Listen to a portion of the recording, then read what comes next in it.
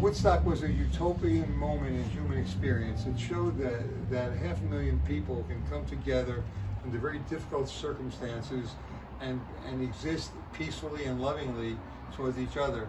And the utmost in everyone's mind was not only to see the music, but to change the world, to make the world into a peaceful, loving place. It was the 60s, the end of the 60s, and it was what we say the beginning of the Aquarian age, the age of peace and love. So different from what we're experiencing today. But actually today there are more people that want to be peaceful and loving than there are who want to make war.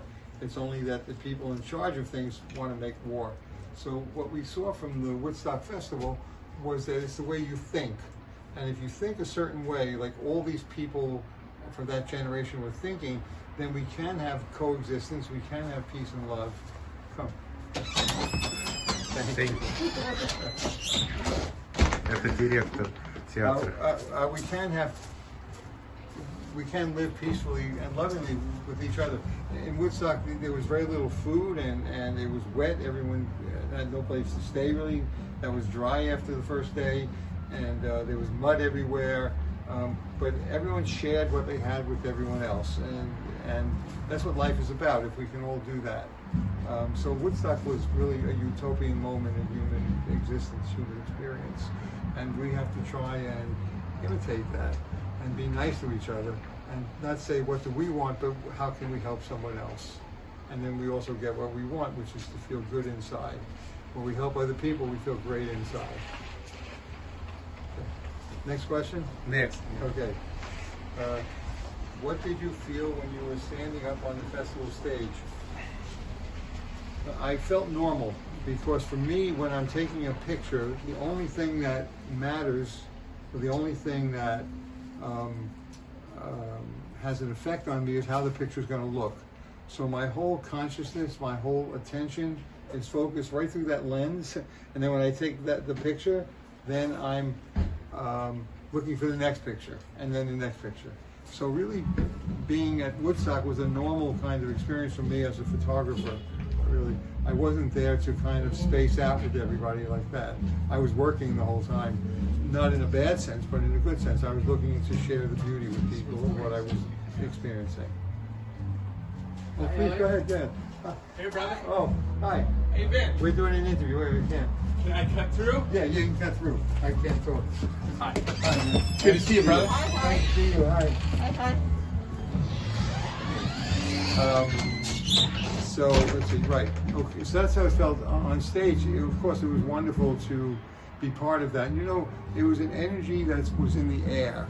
So it was really like you were there, and it was comfortable, like you're in a peaceful, serene place, perhaps in your backyard with a pond, and no one's going to bother you. And if someone does come by, they're friends. It was really a blissful kind of experience in life to be around so many people, 500,000 people. And there was no threat of violence. There was no danger. You knew that whatever you needed was going to be taken care of somehow. So that's what it was like to be at Woodstock. Okay. The next one is, what challenges did you experience during the festival? For me, the challenge is getting good pictures. That really was it. I drove to Woodstock in a car, and I parked the car in the middle of the field before most people were there. I got there early because I had a pass. I was the official photographer, so I had a pass to get into the festival. And so I parked the car, and then and I had a motel room to stay in the first night. They gave me a motel to stay in. So I went back to the motel and then came back to the festival grounds. And then when I tried to start the car the next day, the car didn't start. So that was one of my challenges, where the car broke down in Woodstock. And somehow I got back to Woodstock and got my other car, but that's a different story. We don't have to tell that story now. And so the challenges at Woodstock, let's see. I did really not many, because I had a pass and I could go backstage on the stage. I had a pass to go anywhere I wanted in Woodstock. And I slept in my car one night, right. So yeah, that's what happened. I slept in a motel one night and then in the car a second night. but I don't consider those challenges. Okay, next question. Whoops. Oh, right. Also, most people had trouble driving there, and because the roads were closed and all that.